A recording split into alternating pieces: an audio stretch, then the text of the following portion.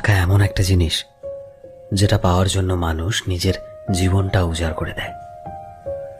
মানুষ বলে যে টাকা সবকিছু হয় না, কিন্তু সত্যি তো এটাই যে টাকা ছাড়া মানুষের কোনো অস্তিত্ব নেই।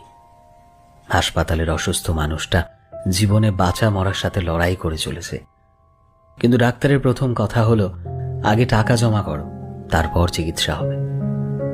স্কুলে পড়লে টাকা, কলেজে শিক্ষা নিতে গেলেও টাকা, আর চাকরিতে সম্মান টাকার কাছে হার মেনে যায়। কোথাও গেলে টাকাটাই সবার আগে দরকার হয়। টাকা থাকলেই মানুষ মানুষকে মানুষ ভাবে। টাকা ছাড়া মানুষটা যতই সৎ ভালো মানুষ হোক না কেন, সমাজ সেই মানুষটাকে অবহেলা করতে শুরু করে। বাস্তব তো এটাই যে টাকা শুধু দরকারই হয় না, আজকের মানুষের প্রয়োজন হয়ে উঠেছে। যার কাছে টাকা আছে সেই ঠিক, সে সব থেকে বড়, সে